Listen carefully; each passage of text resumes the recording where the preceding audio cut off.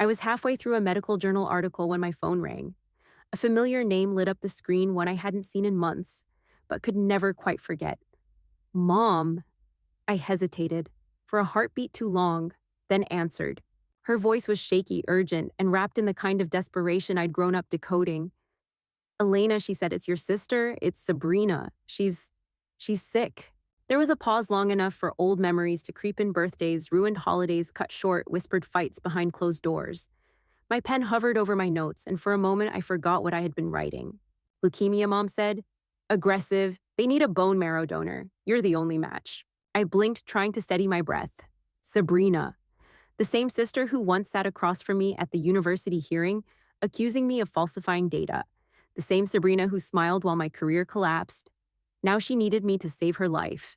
People think family is a built-in safety net, unconditional, unbreakable. But what happens when the people closest to you are the ones who cut the deepest? What do you do when the person who destroyed your future now depends on you to survive? I'll think about it, I said quietly, and hung up. That was the moment it began, not just the story of bone marrow or betrayal, but the unraveling of a legacy built on lies. A story about what it means to choose truth over obligation, even when that truth threatens to destroy everything. Because sometimes survival isn't just about fighting illness. It's about fighting the expectations written in your blood and deciding for yourself what kind of family you're willing to save.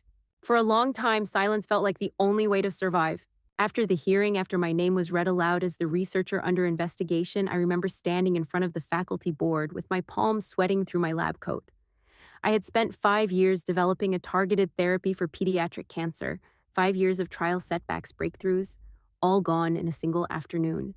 The accusations were cold, clinical, and untrue. Data manipulation, unethical sourcing, inappropriate collaboration.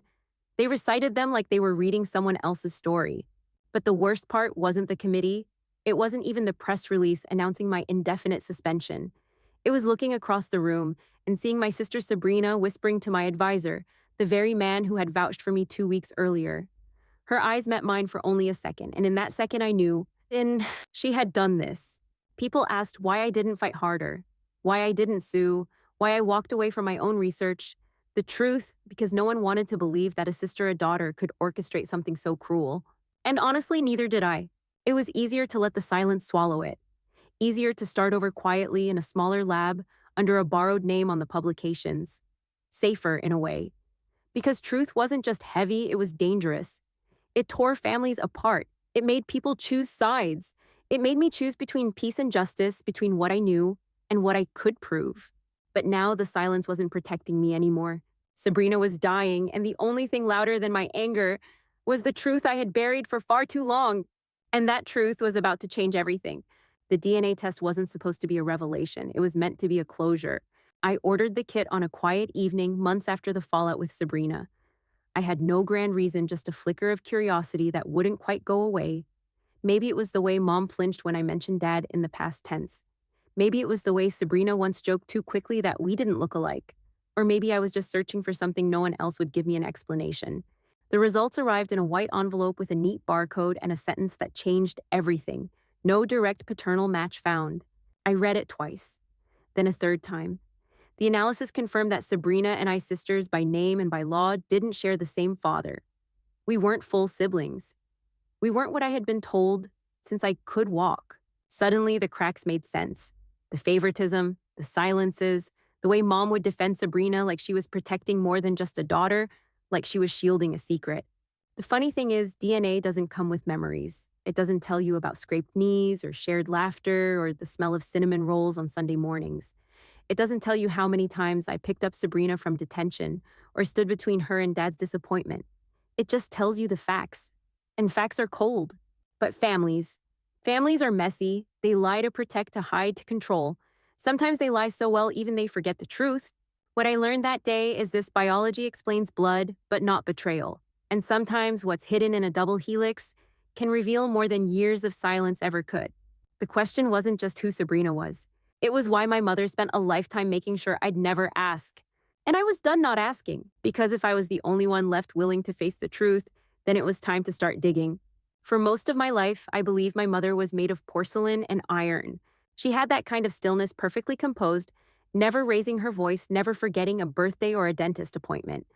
Growing up, she was the one other moms envied.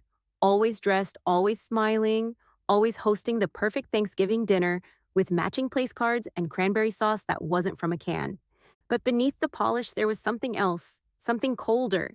It started small, the way she'd brush off my achievements with a nod but gush over Sabrina's smallest efforts. When I won my first science fair, she forgot to come. When Sabrina placed third in a school art contest, she threw a celebration. She called it balance. I called it a pattern. I used to think maybe I imagined it, that maybe I was too sensitive, too driven, too different. But after the DNA results, I started to wonder, was I ever meant to be the favorite? Or was I just the inconvenient reminder of the life she didn't choose? There's a kind of manipulation that doesn't shout. It whispers. It rearranges the furniture of your mind until you question your own reflection. That's what my mother was good at, not the kind of cruelty that leaves bruises, but the kind that teaches you to apologize for bleeding. It took me years to see it clearly, the way she shaped Sabrina to be adored and shaped me to survive. She never asked Sabrina to apologize. She never asked me not to speak. And when I finally did, when I confronted her with the DNA results, she didn't cry. She didn't scream. She just said, "That doesn't change anything." But it did. It changed everything, because now I understood. She didn't protect Sabrina out of love, she protected her out of guilt. And she didn't push me away out of dislike. She did it because I reminded her of the truth she buried. The truth was rising now, and I was done playing the role she'd written for me. Next stop, Marcus. If anyone knew how far my mother's influence reached, it was the man who once loved me until a lie tore us apart. Marcus and I weren't perfect, but we were solid, or so I thought. He was my calm during the chaos of early research deadlines, my +1 to faculty dinners, my sounding board for every late-night experiment. We talked about apartments, maybe a dog, and someday, a future. Then one day it all unraveled. I remember the way he looked at me, not angry, just distant. "I know about Mike," he said. Mike was my lab colleague, my friend, and yes, the guy I met for dinner the night before. Marcus showed me photos, grainy, zoomed-in pictures of me hugging Mike outside a cafe. "You've been lying to me," he said. I hadn't. The dinner was professional, the hug, a moment of celebration. Mike had just confirmed that our grant had been approved. It was supposed to be a surprise for Marcus, a gift, really. But the evidence looked damning because it was designed to. Years later, sitting across from Marcus at our old coffee shop, he finally told me the truth. Sabrina had gone to him with the photos, said she'd seen things and didn't want him to get hurt. She cried, apparently, said she just wanted to protect him from me. He believed her, because why wouldn't he? That's how manipulation works. It wraps itself in concern and sisterly affection in stories that make just enough sense to feel real. And sometimes when you're already tired or uncertain, you believe what hurts the least. The lie wasn't just the photos. It was the idea that I was unworthy of love, that I'd sabotage my own life for a colleague, that I'd betray someone I cared for just because Sabrina said so. The lesson: trust is fragile, but clarity is powerful. It doesn't arrive with fireworks. It shows up in quiet conversations in hindsight, in the space between what happened and what really happened. As Marcus apologized, I didn't cry. I didn't need to. I just nodded and said I know. Because by then, I'd seen the pattern clearly. Sabrina didn't just want my research. She wanted my life and my mother. She handed her the scissors. It wasn't about revenge anymore. It was about repair. Not for them, for me. And if I was going to rebuild, I needed the whole picture, including the man whose name appeared on Sabrina's birth certificate, but not on her DNA. It was time to find out who Rachel's real father was and why he had been erased. Finding him wasn't hard. Harper, my best friend and a tech-savvy nurse with a soft spot for justice, had already begun the search before I asked. "I figured you'd want to know," she said, sliding her laptop across the table. On the screen was a hospital website, polished and pristine, smiling staff photos, credentials, board certifications, and in the center, a familiar name beneath a confident smile: Dr. Miguel Estrada, Chief of Surgery, Memorial Hospital, Phoenix, Arizona. There he was, the man whose DNA matched Sabrina's. The man my mother never once mentioned, not in all the years of reciting our family tree at holiday dinners. While my father, the man who raised us, paid for piano lessons, and died thinking he had 2 daughters, was buried with a folded flag and a broken truth. I stared at Dr. Estrada's photo for a long time. He looked kind, weathered, like someone who had built something, maybe lost something too. I wondered if he ever felt a tug he couldn't name, if he ever sensed that somewhere, someone with his eyes was growing up being told a different story. The betrayal wasn't just what was done, it was what was kept. My mother hadn't just lied. She had rewritten our history, redacted it like a classified file, striking out anything that threatened her version of control. And what hurt most was realizing how easily she had convinced us to memorize her version instead. There are many kinds of fathers, biological, emotional, present, absent. But the one thing every child deserves is truth, even if it's hard, even if it shatters the illusion. Harper reached over and touched my hand.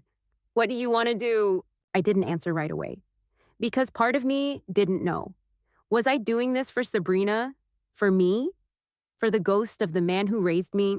Maybe I just needed someone in this story to choose the truth. No secrets, no silences, just facts finally standing up on their own. Later that night, Harper found his travel itinerary. Dr. Estrada would be in town for a surgical conference. He'd be staying at the Marriott, alone. We booked a reservation for breakfast the next morning. I didn't know what I would say or how he'd react. I just knew this meeting wouldn't be about confrontation. It would be about context, because sometimes before you rewrite the future, you have to meet the ghosts who rewrote your past. The hospital smelled like lemon disinfectant and false hope. Room 407 was quiet except for the soft beep of machines and the hush of filtered air. Sabrina sat propped up in bed, a silk head wrap covering her thinning hair, her cheekbones more prominent than I remembered. Even in illness, she wore elegance like armor designer pajamas, manicured nails, lip balm with a hint of tint. When she looked up and saw me, her smile was automatic, trained, the same one she used at family parties and board interviews. Well, she said, "Look who finally decided to show up." I didn't move from the doorway. I came to give you my answer. In person. She tilted her head, a flicker of amusement in her eyes, and "No," I said, "that's my answer." The amusement vanished. Her lips parted, but no words came. She didn't expect this, not really. Not after a lifetime of always being forgiven, of always being protected. "You'd let me die?" she asked, her voice cracking, not from illness, but disbelief. "I'd let you face consequences," I replied. "Something you've never done." I wasn't cruel. I wasn't angry. I was simply done pretending that love required erasure of truth, of pain, of what she did to me. "You ruined my name, my work, my relationship," I said softly. "And you smiled while doing it, but now you want me to fix what's broken, again." She tried to reach for pity, but the room had no space for it anymore. The nurse knocked once and slipped in to check her vitals. I stepped back, letting the moment cool, letting her realize I wasn't leaving out of spite. I was holding the door open to a different kind of redemption, one that required action, not apologies. Before I left, I placed a single envelope on her nightstand. Inside was a list of demands, one of them, a full written confession notarized. The others, accountability, transparency, and honesty words that had rarely visited our family dinner table. "I'm not doing this to punish you," I said as I walked to the door. "I'm doing it because it's the only way I'll ever say yes." Sabrina stared at me, her hands trembling. 3 days, I added. "And this time, you don't get to hide behind Mom. Because if she wanted to be saved, she'd have to face the ghosts she helped create. And soon, she wouldn't be the only one." Next up, the woman who taught her how. The meeting took place in the living room of my childhood home, the one with the uneven hardwood floors and faded family portraits on the wall, all carefully staged to look happier than they were. I chose that place for a reason. There's something poetic about confronting lies in the very room they were born. Mom sat stiffly on the edge of the sofa, hands clutching a stack of medical forms. She wore her best cardigan, the one with the pearl buttons she saved for funerals and forgiveness. Beside her, Sabrina looked pale, wrapped in a cashmere blanket like a shield. And near the window, Harper stood like a quiet observer, firm, calm, exactly the kind of presence I needed. Then I opened my briefcase and laid down the terms. "This is a notarized agreement," I said. "Sabrina admits to falsifying claims that led to my suspension. You, Mom, acknowledge the concealed paternity and your role in manipulating both daughters for decades. These documents will be made public." Mom flinched. "Why are you doing this? Why humiliate us like this?" I took a breath. "Because it wasn't just a personal betrayal. You didn't just lie to me. You let those lies destroy my credibility, my reputation, my funding, my future. And you taught Sabrina how to use the same tactics to survive at the cost of my survival." I turned to Sabrina. "If I give you my bone marrow, I do it knowing I'm saving someone who once tried to erase me. So the world will need to see the truth, all of it, before I sign anything." There was silence. Then slowly Sabrina reached into her blanket and pulled out an envelope. "It's all in here," she whispered. "The emails, the setup, everything Mom helped me do." I took it. Heavy not in weight, but in what it meant. Not redemption, but accountability. At last.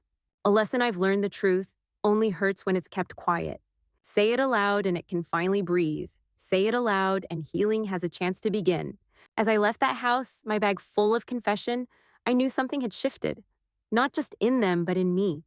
Because for the first time in years, I wasn't defined by what they did. I was defined by what I demanded. And what came next would change even more. Especially when I sat face to face with the one man who had no idea he had a daughter. The day of the procedure arrived quietly. No dramatic music, no emotional monologues in the hallway, just a pre-dawn stillness, a hospital gown that didn't quite fit right, and the quiet hum of machines being prepped in another room. It's strange how something so small, so clinical, can carry the weight of a decade's worth of grief. A needle, a bag, a few hours under anesthesia, that's all it would take to possibly save Sabrina's life. But long before I lay on that table, I had already made my decision. I would donate, but not for Sabrina, not even for Mom. I would do it because I needed to remember who I was beneath the anger, the wounds, the wreckage of what they tried to make me. I needed to know I could choose integrity even when no one else had shown it to me. Before the doctors wheeled me away, Harper handed me a folder, the final signed statements. Public, verified, uncontested. Sabrina had sent them herself to every institution that had blacklisted me.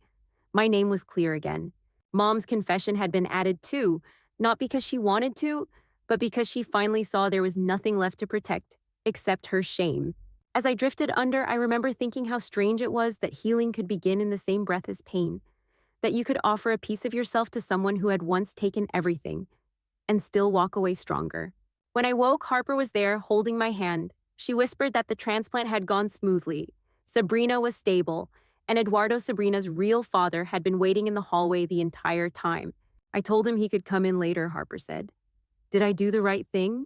I nodded, yes, one chapter at a time, because while one burden had been lifted, another truth was waiting on the other side of the door.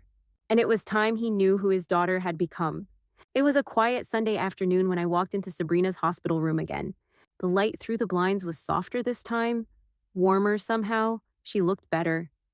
The color had returned to her cheeks, and her voice, though still fragile, had strength behind it. On the tray beside her bed sat a folder with my name written in her handwriting, all caps slightly slanted, just like when we used to label our notebooks in grade school. I wasn't sure you'd come back. She said no. Sarcasm this time, just sincerity. I wasn't either, I admitted. She handed me the folder. Inside were receipts, emails, contact logs. Her entire trust fund reassigned to a foundation supporting women in scientific research under my name. I know I can't undo what I did, she said quietly, but maybe this helps you keep doing what you were meant to do. I didn't speak. Not right away, because something unexpected was happening. Not forgiveness, not exactly, but something adjacent, something new. We're not sisters, not in the way we were raised to believe. Not by blood, not even really by shared experience anymore. But perhaps we're something else now, two women who grew up in the same storm, who finally looked up and saw the same sky, who decided not to keep dancing in circles around the pain. Because healing doesn't always mean returning to what was. Sometimes it means planting something new in the ashes and seeing if it grows. I touched the folder lightly. Thank you, I said, and I meant it. Just then my phone buzzed. It was Dr. Estrada. Dinner, 3 seats, 1 table. If you're ready, he wrote. I turned to Sabrina. You hungry? She smiled, small, genuine. Always. And so with no guarantees, no easy answers, just truth and time, and 3 people willing to try, we left the hospital that evening to meet the man who had been a shadow and might now become something more. Not a reunion, a beginning. And soon, it would be time for me to stand in the place that had once torn me apart and finally reclaim it. The conference room looked exactly the same. Same glass walls, same polished table, same faint scent of coffee and ambition lingering in the air. But this time, it felt different because I was different. 2 years had passed since I stood in this building as the disgraced researcher, since the whispers followed me into elevators, and my email went unanswered. Back then, all I carried was pain and the weight of a truth no one wanted to hear. Now I carried something else: evidence, redemption, and the invitation to return, not as a cautionary tale, but as the keynote speaker at a summit on scientific integrity. Funny how life loops back on itself, isn't it? I stood at the podium that afternoon, looking into a room full of faces, some familiar, some brand new. Behind me on the screen flashed the title of my talk, When They Erase You, Rewriting the Narrative with Integrity. I didn't speak with bitterness. I didn't recount every betrayal. I talked about the cost of silence, the value of ethics, and what happens when we confuse compliance with kindness. I shared how I rebuilt my work brick by brick, with help from unexpected hands, and how sometimes doing the right thing means walking away until the room is ready to hear you again. Afterward, a young woman approached me eyes wide. "I want to do what you do," she said, "but I'm scared of getting in the way." I smiled gently. "Then you're already ahead of where I was. Don't stop." Outside, the sun was beginning to set. I walked past the building steps, the same ones I'd once descended, with a folder full of termination papers, and felt nothing but lightness. Sabrina was in remission. Eduardo had taken to calling once a week. My name, once buried, was now attached to a grant for underrepresented women in research. I didn't win by tearing anyone down. I won by refusing to stay small. Because that's the thing about truth: when you let it out, it doesn't just set you free, it clears the space for others to rise too. That night, I met Harper for dinner. She raised her glass with a grin. "To science," she said. I clinked mine against hers, to second chances, and for the first time in years, I felt it fully, not just survival, but something better. Peace. Because I didn't just get my life back, I chose how to live it,